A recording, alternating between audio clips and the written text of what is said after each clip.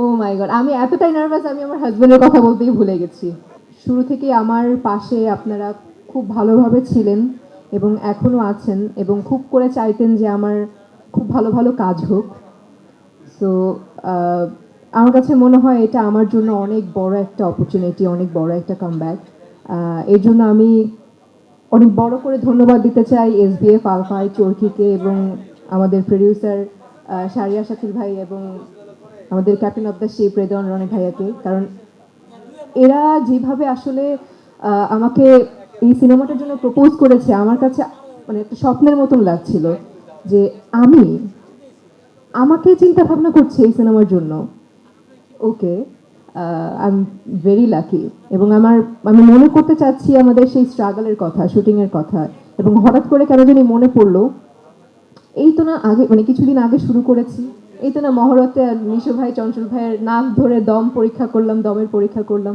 এখন সিনেমা রিলিজের সময় হয়ে গেছে, 2 দিন পরে সিনেমা রিলিজ। আমি আসলে স্পিচলেস, আমি জানি না আমি কেমন করেছি, বাট আমি আসলে ডিরেক্টরের আর্টিস্ট হয়ে সবসময় থাকতে পছন্দ করি। আমার ডিরেক্টর সবসময় বলেছে যে তুমি খুব ভালো করেছো, একটু আগেও বললো যে you did very good. So আমি আসলে এর থেকে বেশি কিছু বলতে পারছি না। আমি খালি এইটুকুই বলবো, 2 দিন পর 3 দিন পর সিনেমা আসছে সিনেমা হলে। আশা করছি আপনাদের ভালো লাগবে এবং আপনারা অবশ্যই বলতে বাধ্য হবেন এটা একটি দমদার সিনেমা।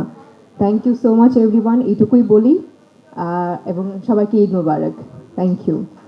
এবং সরি, আমি এটা ভুলে গেছি, দেখেছেন আমি কতটুকু মানে কি বলে nervous.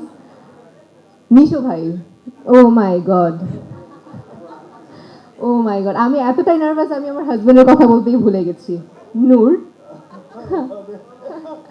He is very supportive. আমি আসলে এতটা আশা করিনি যে কতটুকু সাপোর্টিভ একজন কো আর্টিস্ট হতে পারে, সেটা নিশু ভাইকে না দেখলে বোঝা যাবে না।